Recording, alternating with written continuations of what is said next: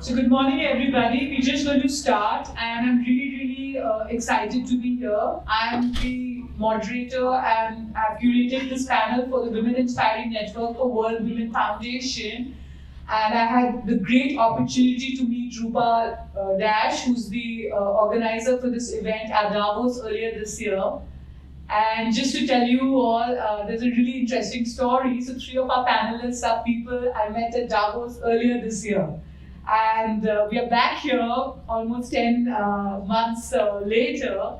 And I'm really excited. So just a brief introduction. I'm founder of Women Inspiring Network. It's an inspirational storytelling platform which is global in its reach, out of India, and it's a movement to pay it forward.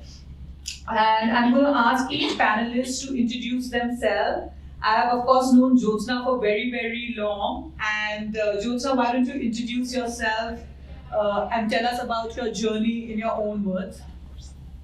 Thank you so much, STUTI, for bringing all of us here. Very interesting topic for me to be on stage to share my journey. I'm actually a physician from India, so studied to be a doctor.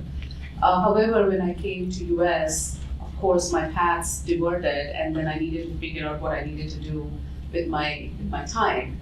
Interestingly, my husband at that time was in IT, and I just picked up some book of his and started to code. Of course, crashed his first brand new computer, and we were 2 months into marriage, and he's like, what did you just do? I'm like, I didn't kill a patient on the table, so I think we're fine. So just to stand my ground, and then from there, with his support, I have come a long way where now I head up corporate applications and technologies for Voya Financials, and focus more on data analytics and really supporting my corporate business partners. And that here I am talking about why women should lead and why we are here as women in these positions and what our inspirations could be. Yes. And I have Andrea. Andrea is the CEO of Health Finance Institute, and I have a story to say here. So I met Andrea at the Journal House, I remember, and she saw me and she tells me all about how to operate in Davos. I'll always be very grateful to her for that. And she gave me some really good tips. So Andrea, just tell us about your initiative, what you're doing in your own words. Yeah, thank you so much, and it's lovely, and I feel very honored to be on this panel. And thank you to your organization and your enthusiasm and persistence. And I have since it's a panel about STEM, I have a science background. So I studied biochemistry, and then I did a PhD in health economics. And I've constantly, very often, seen myself in a room or in a lab where I was the only woman. And I just love the notion of the Women Inspiring Network, because I think without sometimes not having role models or peers to support each other can be really lonely. So it's really fantastic to be in this room, and my hope is that in the future, people like me won't be the only woman in a lab of 17 scientists, but that there will be a much more equal playground for us to play in. That's really interesting. And I have RASHMI on my left, and she was also a speaker at my AI panel at Davos, and she's going to tell us a bit about Asha AI. Hello everyone, nice to see all of you.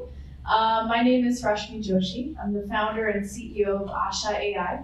I've been building early stage ventures for most of my career, Asha being my 5th company, 3rd as founder CEO with a couple exits along the way. And I founded Asha about 3 years ago after my grandmother went through colon cancer. And I recognized just how difficult it is to care for aging family members unless you're physically with them. And to help solve for this, we built a fully conversational AI caregiver that helps elderly folks to stay compliant with care, stay on top of taking their medications, for example, help answer any questions that they have, and also helps family caregivers like myself have insight into what's happening at home. Since then, our solution has evolved, so we're now also getting ready to deploy in the pharma space, starting first with oncology trials with Memorial Sloan Kettering. And as we all know, the clinical trial space is not really that accessible. Most of the time, people who are coming to test out the latest innovations are of high socioeconomic groups. So it's made very, very inaccessible, particularly because people oftentimes have to travel to these trial sites at major hospitals in big cities, which makes it difficult for those who lack access to transportation, if they're living in rural areas, which means that from a clinical standpoint, and I'm sure you can also appreciate that as a physician, you really are not getting an adequate understanding of how new innovations are going to impact the broader patient population. And so we're very excited to play a role in actually shaping that narrative and allowing for greater healthcare access across the board to everyone, despite income, despite status, despite gender. And I'm excited to be here with you today to discuss that. Yes, and finally we have JAPNEET, and who I bumped into at the Equality Lounge at Davos, and then I met her again at Cannes, and our kids are the same age. So yes, tell us about your journey, JAPNEET. Thank you so much. Before I go introducing myself, can we all have a round of applause, because we all are showing up here to one-up each other, right? To the smile and cheer. That's the energy. I think JOSHI questioned me, like, what really do you want to take out from these events or events like that, right? So we don't know if it's us getting inspired or if it's you guys getting inspired, right? So a little bit about me. Hi everybody, I am JAPNEET KAUR. By job classification, I am a cybersecurity and risk management professional. I'm also, by my favorite profession, I should say, is being an artist. I'm a huge advocate of women in STEM. So I have my artwork in the United Nations back in 2018 for promoting or for the launch of She Innovates Global Launch Program with UN Peace Award maker Michelle Penelope King. And recently I was at Davos in France where I met STUTI, it's the Women Inspiring Network. Right, and it's such an honor to be present here with JYOTSANA, ANDREA, RASHMI, and of course you all here. And we're going to keep it very raw and unfiltered. And if you see the level of curiosity, that's my most favorite role of being a mom to an 8-year-old who keeps my sanity in check. I recently launched my book with UN as well, kids book on sustainability. And it's an honor, again, to be here and give you all some real tidbits in less AI, but more real fashion. So thank you and looking forward to it. So I'm just going to sort of dive right in, since we're going to talk about women in the STEM cell. The first question is open to everybody. So the women's leadership in STEM, and how can we have more inclusive and sustainable solutions in these times of global challenges? Would you like to start, ANDREA? How can we have more inclusive solutions? I mean, I think you have to think bottom up and top down when it comes to that, right? And I think that from the bottom up, it's really important that we're allies to each other, and that support for women and women in science doesn't just come from just out of females and inspiring, but also like from the professors, the mentors, and the teachers. I remember very fondly when I switched into a chemistry class at age 17, I had this male professor whose name was Mark, and he was literally like welcoming me because I was tipping the gender balance. And he was like jumping around. He's like, I'm so glad that you're here, and it made such a difference for me. So sometimes these small gestures can make this big difference. And then I think from an institutional perspective and from a perspective of pay, one of my mentors, she was at the NIH for over 40 years, and she made sure that there's equal pay for equal work at the NIH, National Institutes of Health. And she just discovered like massive disparities in pay. And so we really need to make sure that we have and empower women and men and so male allies to make sure that the pay is equal, the incentives are equal, and that the work is just equally recognized. Yeah. And JAPNEET, I'm actually going to ask you to touch upon cybersecurity. Sure. On women in cybersecurity, especially in the STEM and the global challenges, and how can we make it more inclusive? Absolutely. Another good Kickstarter question, Stuti, and I want to make sure I have my phone on, as I said, right? Less digital but more real, so that I don't mince my words here, appreciating all the women that we do, right? So women definitely, I believe they are like the pivotal in digital transformation, Stuti, right? Because we are driving innovation, and right next to me is a big example of RASHMI, what she's doing with Asha AI, right? For me, it's a pioneer work that women do give back to the society in the healthcare industry and all, right? And holding leadership roles that bring diverse insight, because we need more visibility at the leadership roles so that we can bridge back the, like the gender equity and gender role mentorship, more on that. And advocate for ethical tech, promote sustainability, and which we will touch base on a little bit as well. And of course, enhancing education, supporting entrepreneurship, and contributing vastly to ethical and inclusive programs. And I think when we meet at events like this, we're always believing in how we can have more first line of defense for women in cybersecurity. Great. And your thoughts on the same, Jyotsana? I think we have touched on most of the societal considerations, right? Mentorship, role modeling, support within the organization. But also there's an aspect where we need to normalize gender at home, right? I'm hoping, especially with so much focus on women now, that our boys, younger boys that are at home, they're seeing the role models at home themselves. We are normalizing women and their role in the society by demonstrating as a family unit. I think that is going to take us long. I'm hoping that in 10 to 15 years, as the next generation comes along with Gen Z and after, that this question about women equality actually goes away, right? It is more about how do we promote talent more than how do we promote women talent. I am just hoping for that. That is where I believe we are headed. That is where sessions of this kind, which I really admire, Stuti, for you to bring all of us together, and Women Foundation and foundations like this, we can make that change by really bringing it back home as well. That would be my hope. So I love that fact you brought in, Jyotsana, that we all need to start at home, and and that's what I see the change which is gradually happening over the years. And your thoughts on women leadership in STEM, the challenges which you face. Much like the women sitting on this panel, I also am part of a very male-dominated industry, innovation, and we need more female founders out there, and we need more support for female founders. Going through the experience of fundraising as a woman when everyone is playing golf games with daddy's friends from the country club and getting checks written that way, how you raise funds as a woman is very different from how you raise funding as a man. You also need to consider what are some networks and communities that you can tap into. Obviously, we need more female funders. We need more women who are VCs. We need more women who are doing private equity who can help bridge that gap and make a relationship with the innovation community. But on top of that, we also need women to start building companies. Think of all the different problems that you come across throughout your day, and what are some of the problems you can actively solve yourself. I think as you're going throughout the day, you might have childcare that you're dealing with. You might have different issues that you're dealing with that men don't face in terms of preparing the house, cooking for the family. So having a support system, for example, having childcare services for female founders so that they can actually work during the work week, I think is of pivotal importance.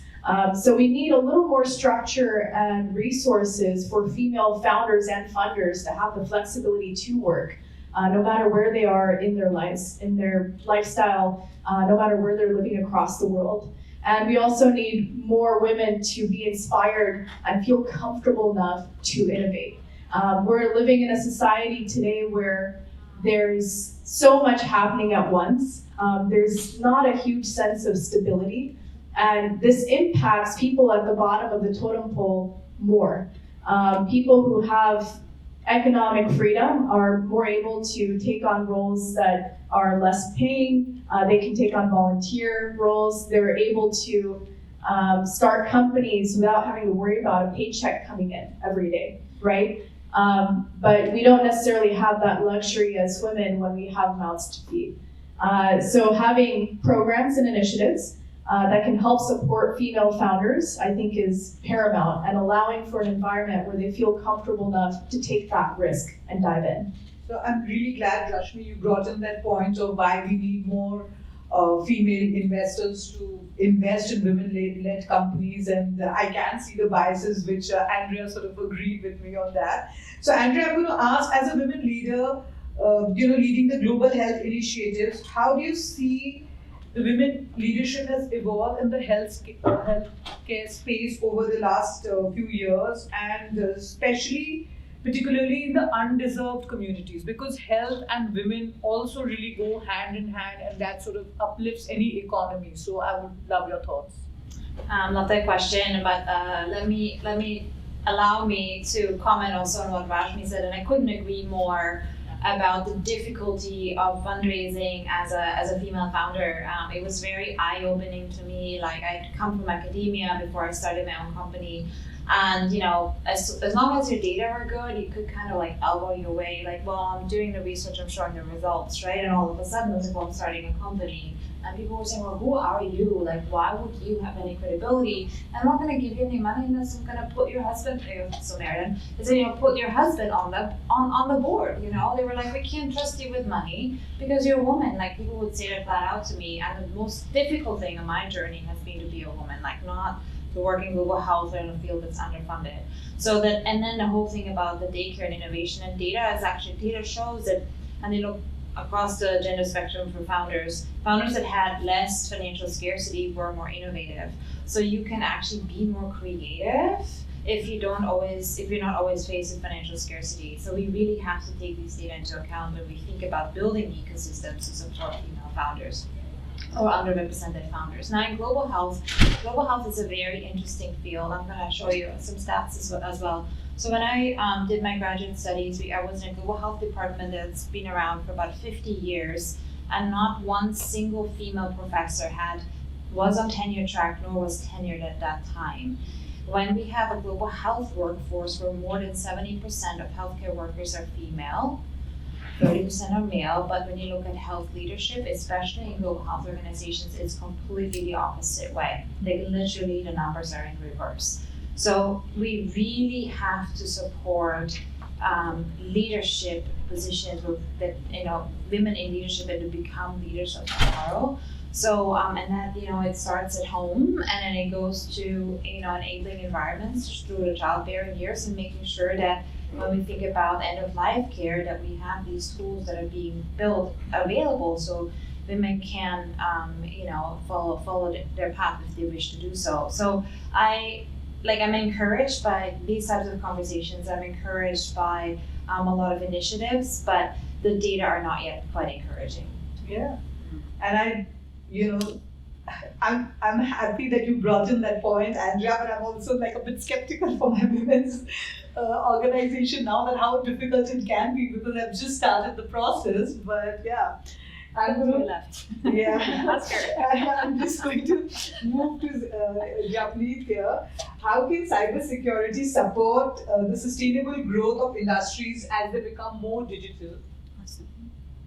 Great, very great question. Technically, I'll say when we think about cybersecurity and sustainability, pretty much at first glance, you'll think that these are two separate terms, right? But technically, if you really have to entail it, I think sustainability, I would say, like, from the business perspective, when you have a robust cybersecurity strategy, right, that means you're already encompassing your sustainability or longevity of your business, right? And if I have to give you an example back, right, how North Korean espionage on our US energy providers happened, and then there was a SolarWind incident, so you can understand that how much impact we had on our critical infrastructures, right? So tying it back to sustainability really entails to the holistic approach, right? Where you have to tap into your human features, your skills, your technology, the special features that you're bringing in, and at the end, what technically sustainability means, how you are efficiently and better making use of the resources that you have in hand. So something that you can tie up with your cost savings,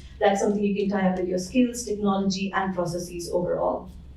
So I love what you said, holistically and sustainability. Yes. That was also the keywords which my first panel today sort of entailed. And I'm going to come to you, JYOTSANA. With your background more on health and finance, how do you see both can be tied in together to create more sustainable solutions? Thank you. That's a great question, but an obvious one for me, especially given that I had the privilege to work in both sectors. So it's a symbiotic relationship, right? Think about it. When I was practicing, I was a practicing physician in India, a developing country 25 years ago, or at least at that time. The most I saw giving healthcare advice and healthcare to my patients was women who were trying to really get through the day because the male earning member was sick. It's not a sustainable model, right? It really changes their family dynamics. It impacts their kids, it impacts the family. I think that's where financial programs, where the institutes support and bring in programs like microfinancing in the developing countries, where they empower women with financially to be able to take care of their families, I think is key there. Now, flip side of it, if the society is not healthy, the financial institutes are not standing up, right? They can't function because the health definitely deteriorates and takes away from the contributions that a family or a female or a male partner or a male person can really contribute to the society. So it is a symbiotic relationship. So in my mind, I think, as my esteemed panelist said, we need to have more programs that allow financial models to be built such that it supports women, such that it supports healthcare profession, such that it funds innovation in healthcare, right? For example, green technologies that come in healthcare, such as supply chain issues, like investing in all those items that are more drawing our industry towards sustainable solutions, where we fund more of these preventative healthcare programs, where you can catch these things before it becomes an issue. Those types of initiatives, if the finance industry can focus on and really work with the healthcare industry, is going to be a solution in my mind. So I love that you brought that up. And my next question is going to be both to Rashmi and Andrea, which is like, what advice would you give women, young women in STEM who are looking to innovate and create sustainable solutions, which is both a combination of tech and healthcare? You start, Rashmi, and then. Sounds good. So one thing that's really important is that our current innovation landscape, when it comes to healthcare, does not acknowledge issues that are solely experienced by women. We don't even know how to quantify the pain that women feel through a condition like endometriosis, right? Which I have, by the way. For 5 to 6 days out of every month, being in pain that's been attributed similarly to labor pains. That's a fifth of your life that you're spending in pain, and that you might be so fatigued that you can't get out of bed. These issues are just coming to light today, and we don't really have a ton of insight into how we manage them effectively. So being able to have innovators who are actively empathizing with these issues as women themselves who might have experienced them, and then helping to create solutions is paramount. Because today, most of the pharma landscape, the drug therapeutics landscape, is largely male-dominated. And so having folks on board this panel, for example, who are in the lab creating solutions for these conditions that primarily are women's health focused, I think is incredibly important. And it's also important for us to help it's essentially increase access to care across the board to people of low socioeconomic status, in addition to women, who might not have their basic needs covered, like a meal every day that's nutritious. They might not have access to shelter. They might like access to transportation to get into a hospital if they have something that they're managing. So creating preventative care solutions that are going to keep people healthier for longer at home without needing additional access to tools or technology, I think is absolutely pivotal. So one of the things that we're doing at ASHA to help solve for that is our solution is device agnostic. We don't want to recreate the wheel and have people need to purchase yet another tech tool that they're going to use for 2 months and toss.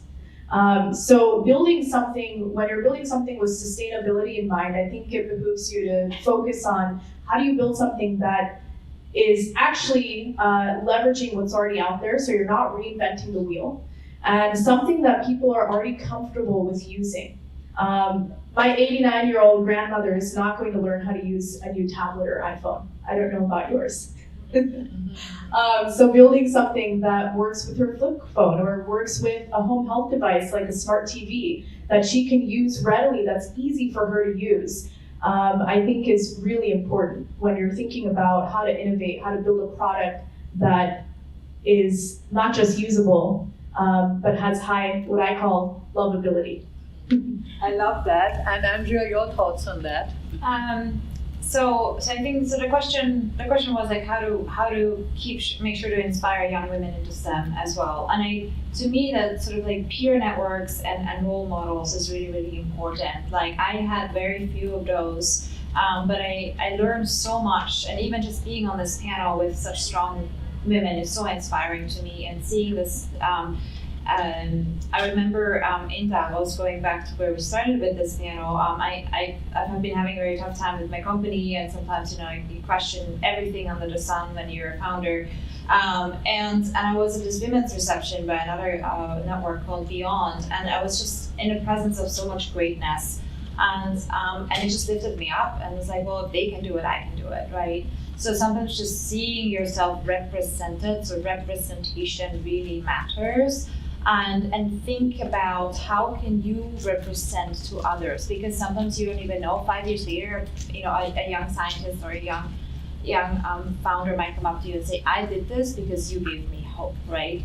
And the second thing that I'm thinking about is let's not be silenced with the voices that we have. There are so many pressures, there are so many voices that want to deny us the rights to equality. Not science, not being a founder, but the right to be just as equal as everyone else. And we need to keep speaking up if we have the power to do so. I'm so glad, Andrea, you brought that up. So, the Women Inspiring Network was actually created during the pandemic just to inspire women, and I actually got inspired each day because, it just inspires you to do things differently, and how networks are important. And so on Saturday on the weekend, I just landed in the United States, and I went to the UN headquarters, and I met someone from a Dell Women Network who I was meeting her after a decade. And now I have Agatha here who was connected to me through Vital Voices, and I knew she was going to be at the panel. So you just sort of meet people, and I have really realized that, here are these 3 panelists from Davos. So, you just have to keep connecting, keep inspiring. So it's not just us out there, but all of you sitting there, you should network, talk to each other, and you don't know what really comes out of it. And my next question is actually going to be really, really common to everybody. And Japneet, I'll try to start with you.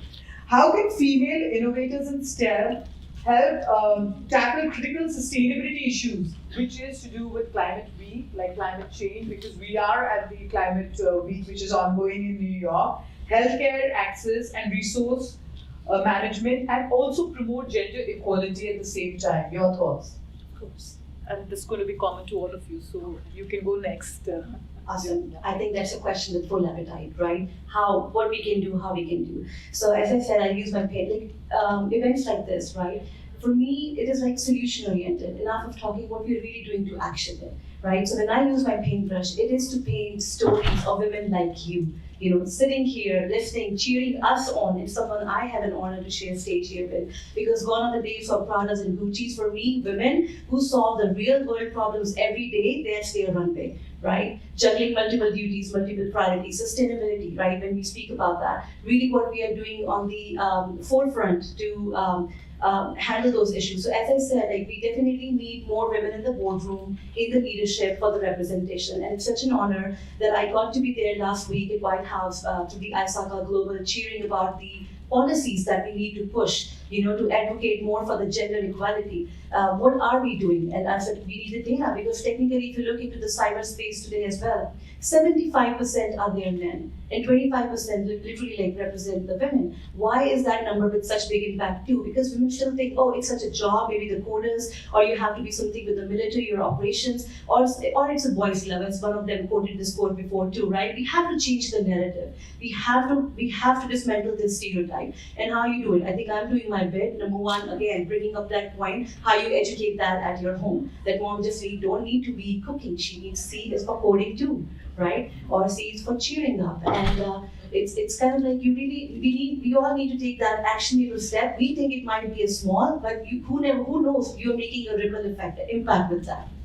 Yeah, and JYOTSANA, your thoughts on this? Right, so completely agree, right? It all starts with how we protect ourselves. Gone are the days where we are going to be timid. Remember, one of our esteemed members said, 16% of our time we don't spend in the bed anymore, right? We are out there doing our work, going into workforce, delivering what we need to, proving ourselves that nothing's going to stop us. So being that role model for our next generation, to be inspiring to them, making sure that they are encouraged, not given kitchen sets when they are younger, but then making sure that we are handing them a truck or a car so that they play with toys that are common to both genders, rather than stereotyping them to say, hey, girl needs to be a one way and boy needs to be the other way, right? Introducing them to math, introducing them to other technical and more intensive programs, science and stuff like that, making it more fun for these younger generations. That's one aspect of it. How do we really nurture our younger generation? Then comes, once we are like us and yourselves, as you're in the workforce, how do you create that role model for the younger generation that's coming into workforce?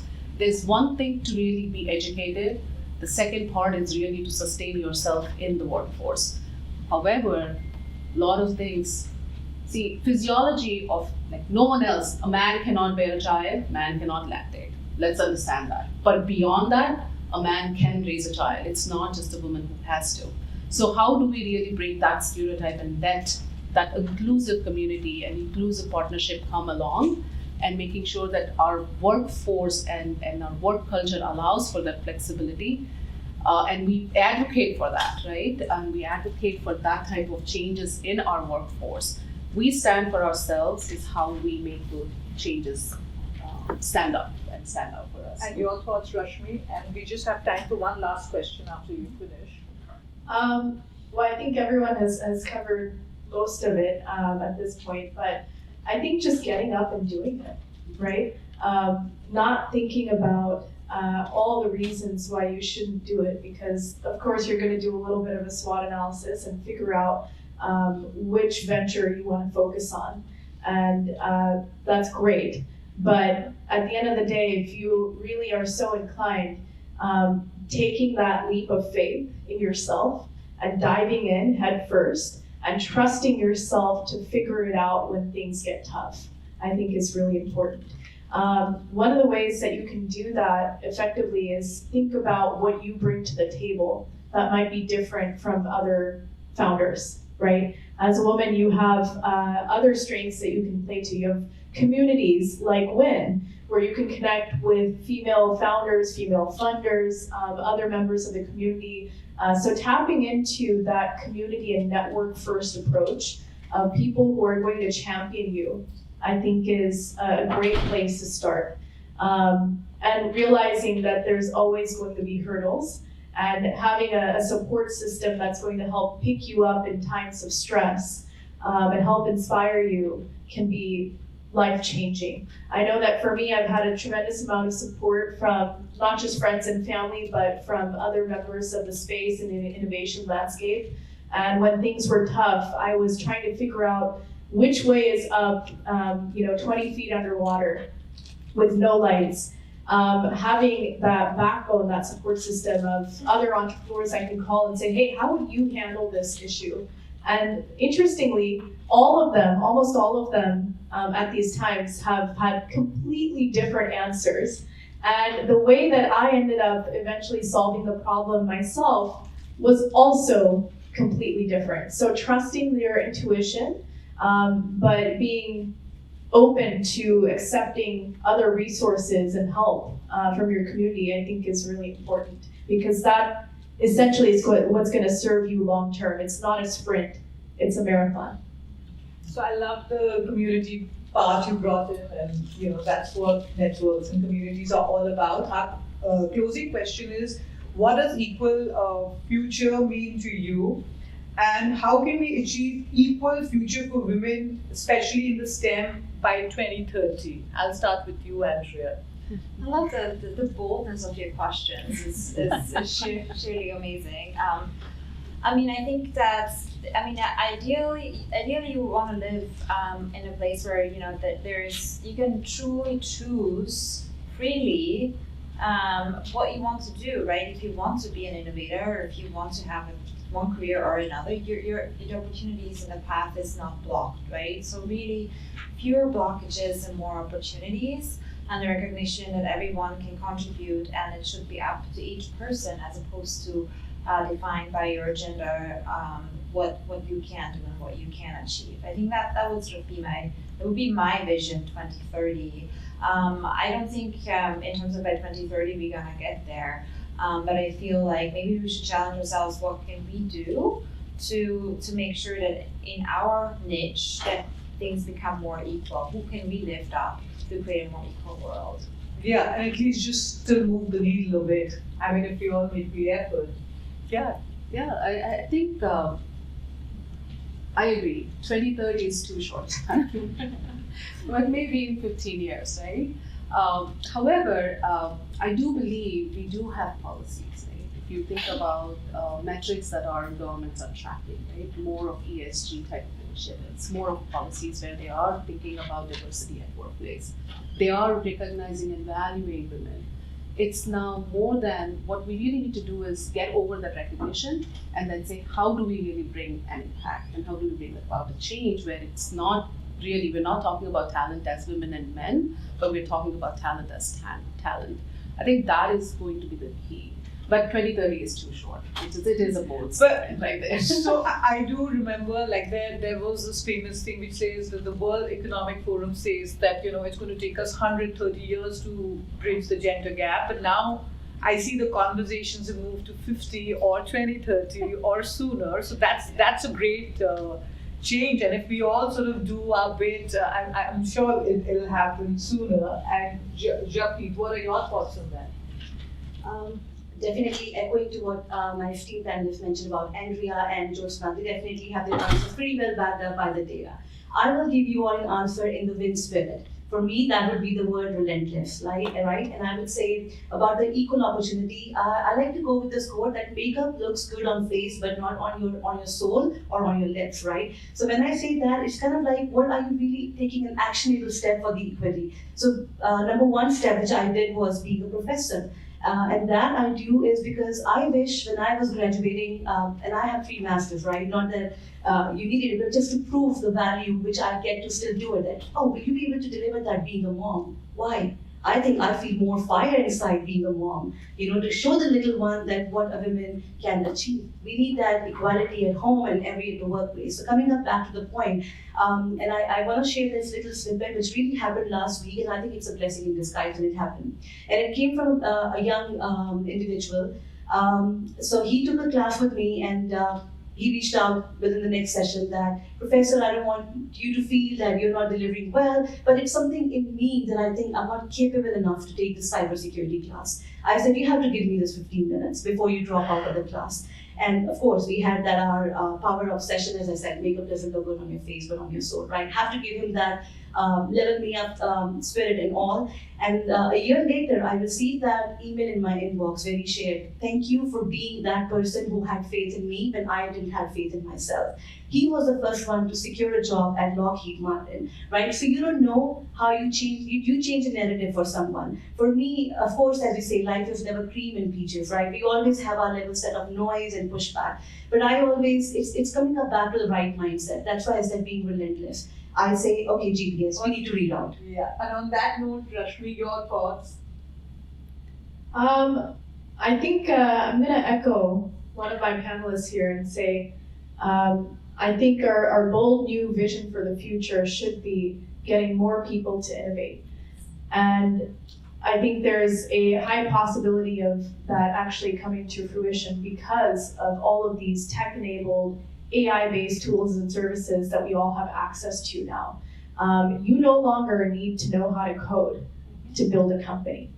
And being able to leverage all of these new innovations that are on the market today to build faster, to have more support, more control over how you build, and have an increasingly equal landscape where innovators can feel comfortable coming in and building different kinds of solutions is ideal.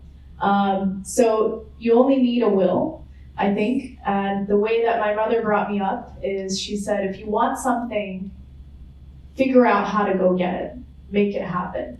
And having the access to all those tools and services, I think, is going to help bridge that landscape and make it a much more fluid environment for female founders to come in. And on that note, I'm just going to say we're all sitting here, and WIN is all about a movement to pay it forward. So we all have to do our bit.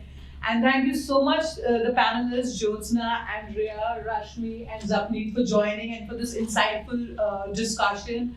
And to the lovely audience out there, you've all been listening. I could see everybody, most of you nodding. But thank you so much for joining us. And we really enjoyed our time here at Microsoft. And a big thanks to the World Winning Foundation, Microsoft, to our lovely audience, and to all our lovely panelists. Thank you. Thank you so much.